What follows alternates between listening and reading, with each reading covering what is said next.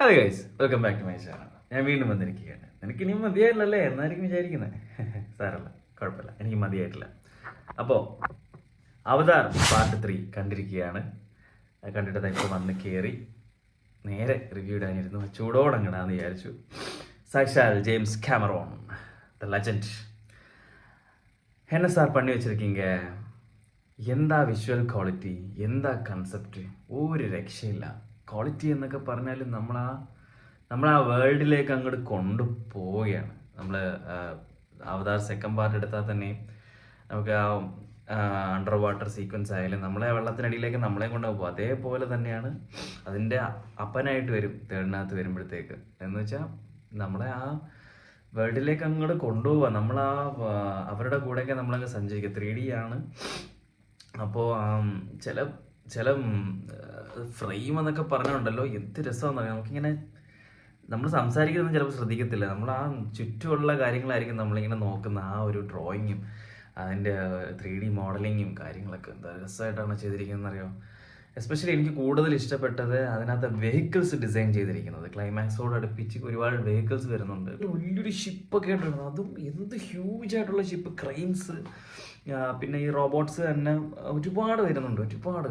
പക്ഷെ അതൊക്കെ അത്ര എന്ന് വെച്ചാൽ ഓവറാക്കി ബോറടിപ്പിക്കാതെ തന്നെ വളരെ രസമായിട്ട് ചില വെഹിക്കിൾസൊക്കെ വന്ന് നിൽക്കുന്ന കണ്ടു കഴിഞ്ഞാൽ നമുക്ക് അതെടുത്തിട്ട് ഓട്ടിക്കാൻ തോന്നും.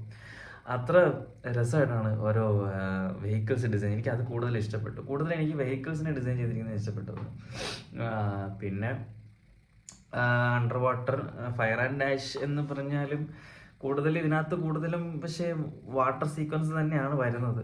പിന്നെ കുറച്ച് സ്റ്റോറി ടെല്ലിങ് ഓവറായോ എന്ന് എനിക്കിങ്ങനെ തോന്നി. കാരണം ഒരു ഫസ്റ്റ് ഇൻ്റർവെല്ല് തന്നെ വരുന്നത് 2 മണിക്കൂറിന് ശേഷം എന്താണ് ഫസ്റ്റ് ഹാഫ് ഇൻ്റർവെല്ല് വരുന്നത് തന്നെ. ഞാൻ തന്നെ ആലോചിച്ചു ഇതിന് ഇൻ്റർവെൽ ഇല്ലേ എന്ന് തന്നെ വിചാരിച്ചു പോയി. അത്ര ഒരുപാട് സമയം കഴിഞ്ഞിട്ടാണ് ഇൻ്റർവെൽ വരുന്നത്. പിന്നെ കുറച്ച് അധികം സ്റ്റോറി ടെല്ലിങ് ഉള്ള പോലെ തോന്നി. കഥയാകുമ്പോൾ പിന്നെ കഥ പറഞ്ഞല്ലേ പറ്റത്തുള്ളൂ.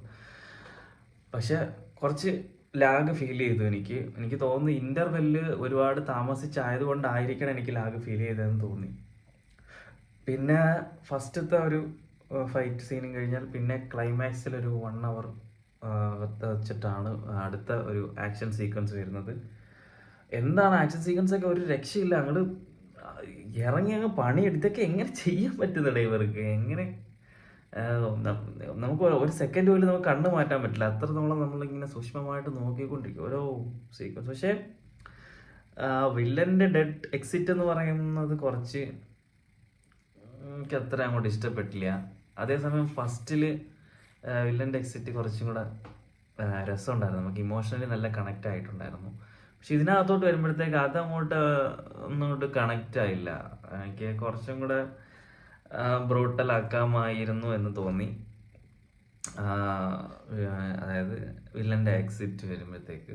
പിന്നെ എടുത്തു പറയാൻ ക്ലൈമാക്സ് ഫൈറ്റ് എനിക്ക് ഒരുപാട് ഇഷ്ടപ്പെട്ടു. ഭയങ്കര പറയേണ്ട കാര്യമില്ലല്ലോ, അത്ര വിഷ്വൽ ട്രീറ്റ് അല്ലേ തന്നുകൊണ്ടിരിക്കുന്നത്. അത്രത്തോളം വിഷ്വലി ഫാർ ബെറ്റർ ദാൻ അവതാർ ഫസ്റ്റ്. പക്ഷേ ഇമോഷണലി വെച്ച് നോക്കുമ്പോഴത്തേക്ക് അവതാർ ഫസ്റ്റിൻ്റെ അത്രയും എനിക്ക് ഇമോഷണലി കണക്റ്റ് ആകാൻ പറ്റിയില്ല. കണക്റ്റ് ആയവരുണ്ടായിരിക്കാം. ഞാൻ എൻ്റെ അഭിപ്രായമാണ് പറഞ്ഞത്. പിന്നെ ഒരു കാര്യം ഞാൻ പറയുന്നത് എൻ്റെ അഭിപ്രായമാണ്. അല്ലാതെ ഞാനിപ്പോൾ ഇങ്ങനെ പറഞ്ഞുകൊണ്ട് പടം അങ്ങനെ ആവണമെന്നില്ല. ചിലപ്പം ചിലർക്ക് ഇഷ്ടപ്പെടാം, ചിലർക്ക് ഞാൻ ഈ പറഞ്ഞതിൻ്റെ അത്ര പോലും പോസിറ്റീവ് പറയാൻ കാണത്തില്ല. അത് ഓരോരുത്തർക്കും ഓരോ അഭിപ്രായമാണ്. അല്ലാതെ ഇതിൻ്റെ കമൻറ്റ് ബോക്സിൽ വന്ന് കിടന്ന് കൊണു അടിച്ചുകൊണ്ട് വരരുതേ.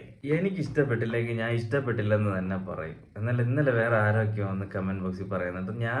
ഞാനും പണിയെടുത്ത് തന്നെ കാശുണ്ടാക്കുന്നത്. ആ കാശിനെ കൊടുത്തിട്ടാണ് ഞാൻ ടിക്കറ്റ് എടുക്കുന്നത്. നമ്മൾ 150 രൂപയ്ക്കല്ല സിനിമ എടുക്കുന്നത്. 1500 കോടിക്ക് അവർ സിനിമ എടുക്കുന്നെങ്കിൽ അവർക്ക് ആ കാശിന് വില ഉണ്ടെങ്കിൽ 150 രൂപയ്ക്ക് എനിക്കും വിലയുണ്ട്. അപ്പോൾ അത് പറയാനുള്ള അവകാശം എനിക്കുണ്ട്. ഞാനത് പറയുക തന്നെ ചെയ്യും. താല്പര്യമുള്ളവർ കേട്ടാൽ മതി, അല്ലാത്തവർ കേൾക്കണ്ട. വേറെ പണി നോക്കി പോകൂ. ഇങ്ങനെ ആക്കിയാൽ മതി, അതങ്ങ് പൊക്കോളൂ. ഞാൻ സിനിമയെ നല്ലപോലെ ആസ്വദിക്കുന്ന ഒരാളാണ്. സോ എനിക്ക് ഇഷ്ടപ്പെടാത്ത കാര്യങ്ങൾ കണ്ടാൽ ഞാൻ ഇഷ്ടപ്പെട്ടില്ല എന്ന് തന്നെ പറയാം. ഒരു സാധനം കണ്ടിട്ട് ഇഷ്ടപ്പെട്ടില്ലെങ്കിൽ പിന്നെ എങ്ങനെയാണ് നല്ലതെന്ന് പറയുന്നത്? എനിക്കത് പറ്റത്തില്ല. അതുകൊണ്ട് ഞാൻ ഉള്ളതുപോലെ എനിക്ക് ഇഷ്ടപ്പെട്ടില്ല. ഞാൻ എൻ്റെ അഭിപ്രായമാണ് പറയുന്നത്. എനിക്ക് ഇഷ്ടപ്പെട്ടില്ല എന്ന് വിചാരിച്ചാൽ സാധനം കൊള്ളാത്ത സാധനം ആവണമെന്നില്ല, അത് നല്ല സാധനം തന്നെ ആയിരിക്കും. ഞാൻ എൻ്റെ അഭിപ്രായമല്ലേ പറയുന്നതാ. അപ്പോൾ നിങ്ങൾക്ക് അതിൻ്റെ അഭിപ്രായം ഉണ്ടെങ്കിൽ നിങ്ങൾ അത് വന്ന് കമൻറ്റ് പറഞ്ഞല്ലോ. നിങ്ങൾക്ക് ഇഷ്ടപ്പെട്ടെങ്കിൽ ഇഷ്ടപ്പെട്ടെന്ന് പറഞ്ഞല്ലോ, ഓക്കെ. ഇപ്പം എനിക്ക് ഇഷ്ടപ്പെടാത്തൊരു സാധനം നിങ്ങൾക്ക് ഇഷ്ടപ്പെട്ടെന്ന് വെച്ചാൽ ഞാൻ നിങ്ങളോട് തോന്നി ചോദിക്കുന്നുണ്ട്, അത് എന്തുകൊണ്ടാണ് എനിക്ക് അത് ഇഷ്ടപ്പെട്ടെന്ന് ഞാൻ ചോദിച്ചുകൊണ്ട് വരുന്നത് നിങ്ങളുടെ അടുത്ത് ഇല്ലല്ലോ. പിന്നെ എന്തിനാണ് എൻ്റെ അഭിപ്രായത്തെ നിങ്ങൾ ഇത്രയും കണക്കിലെടുക്കുന്നത്? നിങ്ങളത് ഇതിലേ കേട്ട് ഇതിലേ കളയുക. നിങ്ങൾ പരിപാടി നോക്കിപ്പോ. താല്പര്യം ഇല്ലെങ്കിൽ വീഡിയോ കാണണ്ട, ലൈക്ക് അടിക്കണ്ട, എനിക്ക് ലൈക്ക് തരണ്ട. എൻ്റെ വീഡിയോ കാണാനും ഇഷ്ടപ്പെടാനും ഒരുപാട് ആൾക്കാരുണ്ട്. അവർ മാത്രം എൻ്റെ വീഡിയോ കണ്ടാൽ മതി, ഓക്കെ. അപ്പോൾ എനിക്ക് അവതാർ പാർട്ട് 3 ഫിലിം ഒരു ആവറേജ് ആൻഡ് എബോ ആവറേജ് ആയിട്ടാണ് ഫീൽ ചെയ്തത്. എനിക്ക് ഫസ്റ്റ് ആണോ തേർഡ് ആണോ ഇഷ്ടപ്പെട്ടതെന്ന് ചോദിച്ചാൽ ഇപ്പോഴും എനിക്ക് ഫസ്റ്റ് തന്നെയാണ് ഇഷ്ടപ്പെട്ടിട്ടുള്ളത്. പക്ഷേ ടെക്നിക്കൽ വൈസ് നോക്കുമ്പോൾ എനിക്ക് തേർഡ് ഫാർ ബെറ്റർ ആയിട്ട് തോന്നി. എന്നാലും നമുക്ക് എല്ലാ എലമെൻസും വേണമല്ലോ. അപ്പം ഇമോഷണലിയും എല്ലാം ടെക്നിക്കലിയും ഒക്കെ വെച്ച് മൊത്തത്തിലൊരു ഇത് നോക്കുമ്പോൾ എനിക്ക് ഫസ്റ്റ് തന്നെയാണ് ഇഷ്ടമായിട്ട് തോന്നിയത്.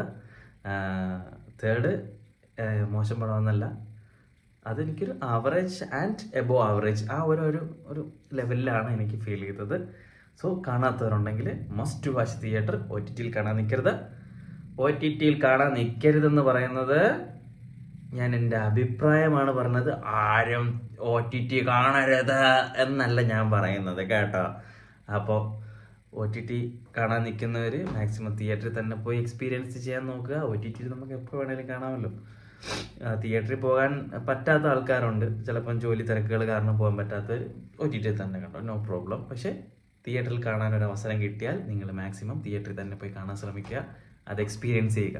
So thank you for watching my videos. എൻ്റെ ചാനൽ നിങ്ങൾ ആദ്യമായിട്ടാണ് കാണുന്നതെങ്കിൽ സബ്സ്ക്രൈബ് ചെയ്യുക, സപ്പോർട്ട് ചെയ്യുക. നിങ്ങളുടെ അഭിപ്രായങ്ങൾ കമൻറ്റ് ബോക്സിൽ രേഖപ്പെടുത്തുക. വിളിച്ചോ, കുഴപ്പമില്ല, ഞാൻ ഇതിലേക്ക് കിടന്നു. അപ്പോൾ ബൈ ബൈ.